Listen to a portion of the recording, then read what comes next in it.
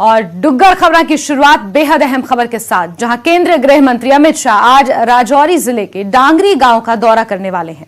अमित शाह 1 जनवरी को आतंकवादी हमलों में मारे गए लोगों के परिवारों से मुलाकात करेंगे। पीड़ित परिवार को गृह मंत्री अमित शाह से काफी उम्मीदें हैं। इस मुलाकात के बाद गृह मंत्री जम्मू कश्मीर प्रशासन और सिक्योरिटी इंस्टैब्लिशमेंट के अलावा अधिकारियों के साथ जम्मू के राजभवन में अहम बैठक भी करेंगे।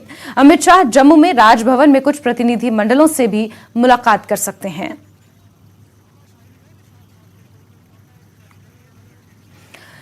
गृह मंत्री अमित शाह आज राजौरी का दौरा करेंगे, जिसके मद्देनजर पुख्ता सुरक्षा इंतजामात किए गए हैं। जगह जगह तलाशी ली जा रही है।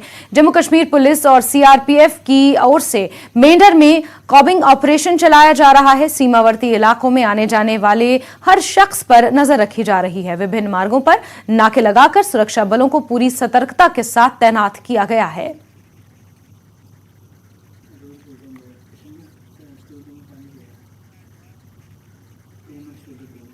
केंद्रीय गृह मंत्री अमित शाह आज राजौरी जिले के डांगरी गांव का दौरा कर रहे हैं। पीड़ित परिवार को गृह मंत्री अमित शाह से काफी उम्मीदें हैं। हमारे संवाददाता समीर भट्ट ने पीड़ित परिवार के लोगों से बातचीत की। ऊंची करो, ऊंची करो, यहाँ करो। सकते हैं कि नए साल की खुशियां मना रहा था। हर जगह पे लोग खुशियों से झूम रहे थे क्योंकि नया साल 2023 आ गया था।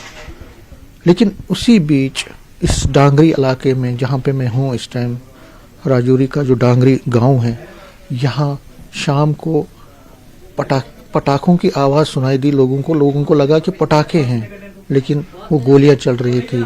और इस गोली की आंधी में, गोलियों की इस बौछार में, और फिर जो आईडी ब्लास्ट हुआ, 7 मासूम जाने चली गई।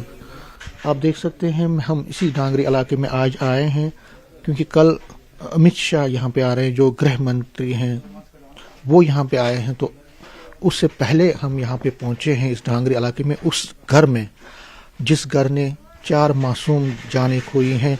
ये 3 भाई यहाँ पे रहते हैं, जिनकी तरफ आप अभी देख रहे हैं। ये जिनकी तरफ ये जो महिला है, इन्होंने अपने 2 बच्चों को खोया है। इसके साथ जिनके साथ में अभी ये यहाँ पे जो इनका जो दूसरा भाई है इस फैमिली का, ये जिन है उन्होंने अपनी बच्ची को खोया है।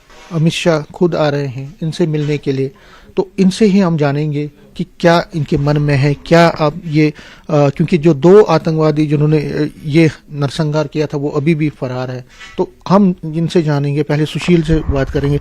सुशील, हमने पहले भी आपसे बात की, अब दोबारा हम आपसे बात कर रहे हैं। क्या चाहते हो आप गृह मंत्री से, क्या चाहते हो?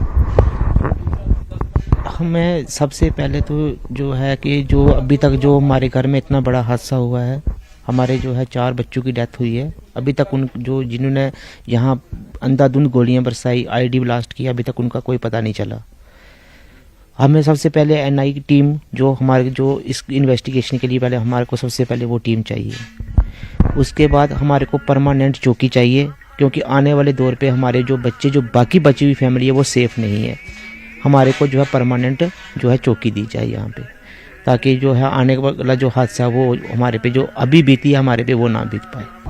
हमारी यही डिमांड रहेगी कि जो हमारा जो घर में जो हादसा हुआ है, उस हादसे को जो है वो एनआई टीम जो है जिसने भी ये काराना हरकत की है हमारे घर पे, उनको जो है हमारे सामने लाया जाए। कौशल कुमार है, उनके